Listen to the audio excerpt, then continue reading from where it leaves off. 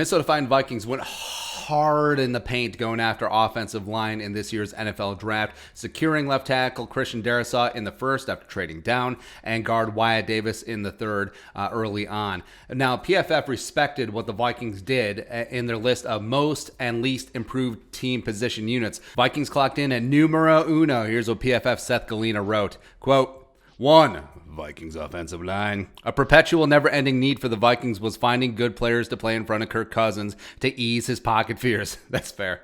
They've cycled through so many below-average players in free agency or the draft over the past few seasons, and they went all in again this year, selecting Virginia Tech tackle Christian Darrisaw and Wyatt Davis. The Vikings traded back for pick 14 in round 1, yes, with the New York Jets, yes, to drop 9 spots at blah, blah, blah. We know all this. And still got their guy at pick 23. Then at pick 86, they drafted Wyatt Davis. Both players have a great shot of starting week 1. Darrisaw was PFF's number 3 ranked tackle on the big board and was the 15th best player overall. Damn straight. That's how you win in the draft. Darrisaw absolutely dominated the ACC in 2020, posting a ridiculous 95.6 PFF grade. He still needs to learn some technical aspects of pass blocking, but he's a bull in the run game, and defenders find it hard to latch off him when he gets his paws on them. In Wyatt Davis, the Vikings got a player who didn't have the greatest 2020 season, which he played hurt, by the way, which is why he slipped to pick 86. He was still 61st overall player on PFF's big board, so we liked the value. There were some schematic issues with the Ohio State offensive line this past season, which led to blatant communication errors that Davis was a part of.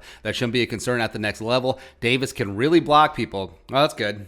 That's reassuring. That's the main deal here. Here's the deal. In one-on-one situations, he's as good as anyone. We just would have liked to see him bully people a little more in 2020. He was a great pick at the draft slot nonetheless. And like I mentioned, I think that there is a very good chance that Darrisaw and Davis both start week 1. If Davis is healthy enough to participate in a full training camp and preseason, I think he could secure that right guard spot. I think it makes sense to move Ezra to left guard, as we've talked about ad nauseum. And even though Brian O'Neill certainly could flip over from right tackle to left tackle, he's already firmly established himself as one of the best young right tackles in the game over the last 3 years. So I say just leave Darrisaw at left tackle. It's where he played for the last 3 years, and get this thing going up front. Darrisaw, Cleveland, Bradbury, Wyatt Davis, no matter what, and Brian O'Neill. That is a Super Bowl caliber offensive line. Plus, I mean, this doesn't take away the hype that we have for last year's 7th round pick Kyle Hinton or 2 years ago 6th round pick Oli Udoh. I think both of them could be high-end backups or even potentially push for that open starting guard spot if Wyatt Davis isn't up to snuff right away.